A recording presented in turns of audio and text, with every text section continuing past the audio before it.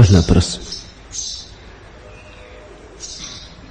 मेरे इस प्रश्न का उत्तर अवश्य दें, ऐसी प्रार्थना है। गुरु दर्शन को कैसे आऊं? जब शिष्य गुरु के पास जाए तो कैसे जाए? गुरु के पास शिष्य किस तरह रहे, क्या क्या करे और क्या क्या ना करे, पूछा है विष्णु चैतन्य ने।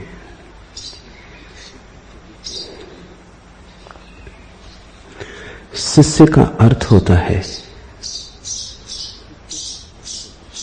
जिससे सीखने की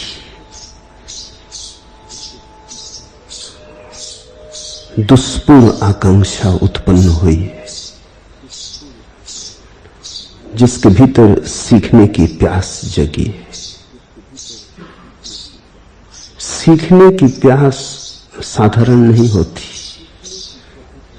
सिखाने का मन बड़ा साधारण है, सीखने की प्यास बड़ी असाधारण है। गुरु तो कोई भी होना चाहता है, शिष्य होना दुर्लभ है। जो तुम नहीं जानते वो भी तुम दावा करते हो जानने का, क्योंकि जानने के दावे में अहंकार की तृप्ति है। जिन बातों का तुम्हें कोई भी पता नहीं है उनका भी तुम उत्तर देते हो, क्योंकि ये तुम कैसे मानो कि उत्तर और तुम्हें पता नहीं। तुम ऐसी सलाहें देते हो जिनको कोई माने तो गड्ढे में गिरेगा, क्योंकि तुम किसी अनुभव से सलाह नहीं दे रहे हो, तुम तो सलाह देने का मजा ले रहे हो। देखा लोगों को सलाह देने में कैसा मजा लेते, फंस भर जाओ उनके चंगुल में, और हर कोई सलाह देने को उत्सुक है। वो तो अच्छा है कि लोग सलाह लेते नहीं।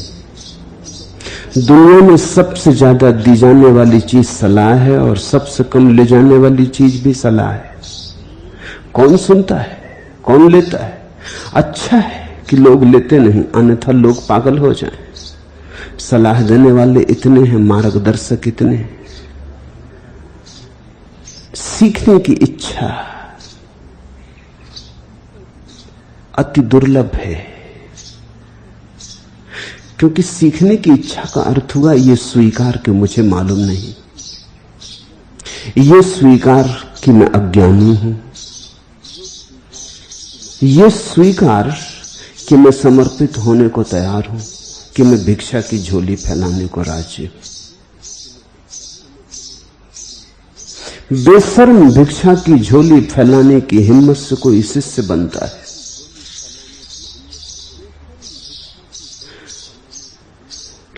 लाग लपेट, संकोच, शर्म सब छोड़कर कोई शिष्य बनता है। शिष्य बनने का अर्थ है कि मेरा सारा अतीत व्यर्थ था, गलत था, इसे मैं स्वीकार करता हूं। कल एक इटालियन युवती ने संन्यास लिया। वो केवल भूली भटकी 2-4 दिन के लिए यहां आ गई, घूमती रही पूरे देश में, गई बहुत आश्रमों में, बहुत सत्संगों में, भूली भटकी, किसी ने बता दिया तो यहां आ गई। आज ही उसे वापस लौटना है। वो कल बड़े हृदय से रोने लगी और उसने कहा कि मुझे बड़ी अड़चन में डाल दिया। पूछा मैंने, क्या अड़चन है?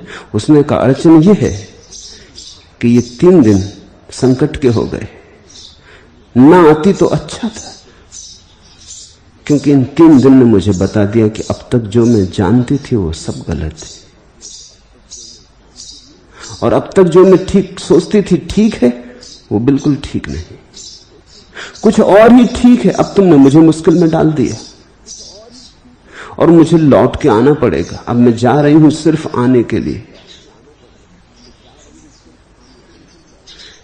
शिष्यत्व का जन्म हो गया। जिस क्षण तुम्हें पता लगता है कि मेरा सारा अतीत व्यर्थ था, कूड़ा करकट था, बहुत कठिन है ये स्वीकार करना, क्योंकि अतीत यानी तुम्हारा अहंकार।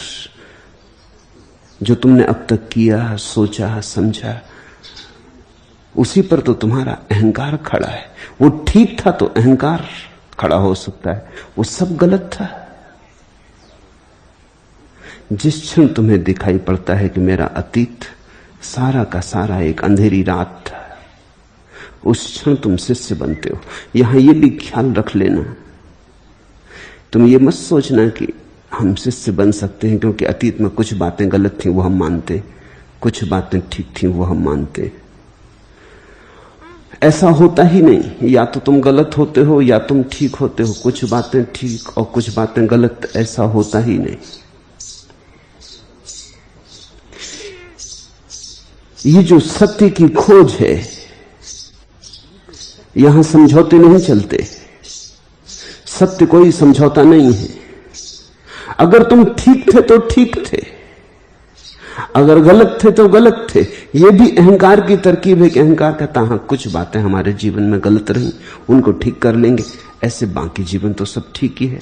तो तुम्हारे जीवन में क्रांति कभी ना होगी, सुधार हो